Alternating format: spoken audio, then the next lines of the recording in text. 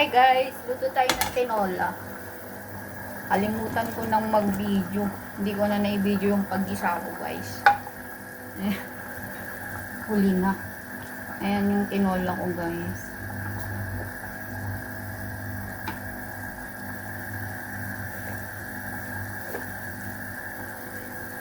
Ayan. Tapos, meron akong malunggay dito. Ayan. Tinola kayo dyan.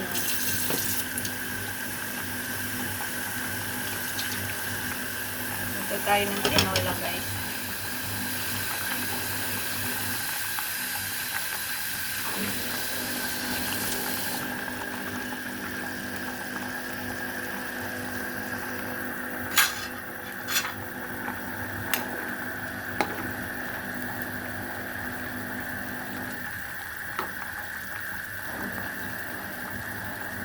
Bagong pitas guys yung yung papaya.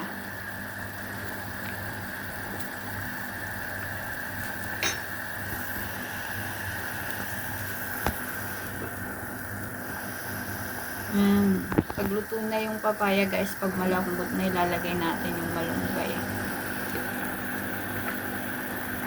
Excited na ako kumain.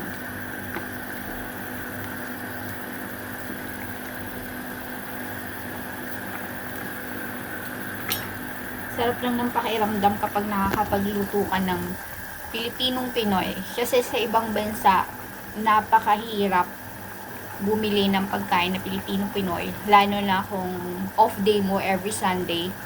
At sobrang layo ng city dito, 1 oras. And then, napakahirap kasi hindi mo mabili yung mga bagay na gusto mo na kakainin mo. And sobrang mahal guys ng mga pagkain Pinoy dito. Ginto ang presyo. Yan, presyo. Yung Bisaya ang aking hintayin natin lumambot yung papaya. Tsaka natin ilalagay yung tikman natin. Matabang siya guys. Wala kasi akong nor.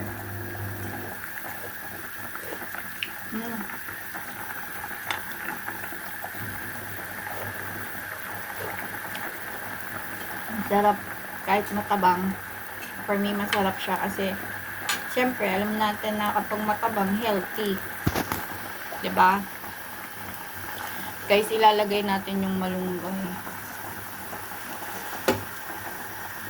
Kapag luto na rin ako ng kanin, tingnan natin yung malunggay.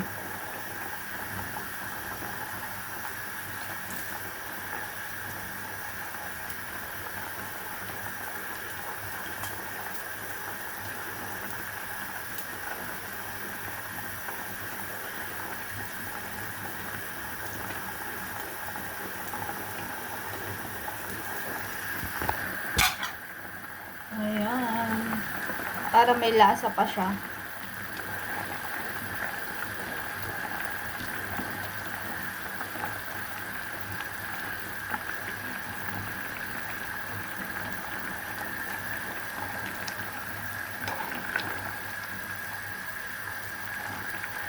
Yan na guys.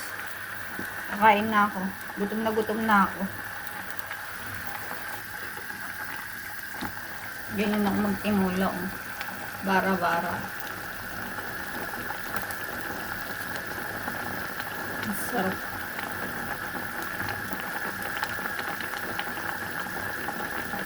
Bye guys and God bless. Kain na tayo.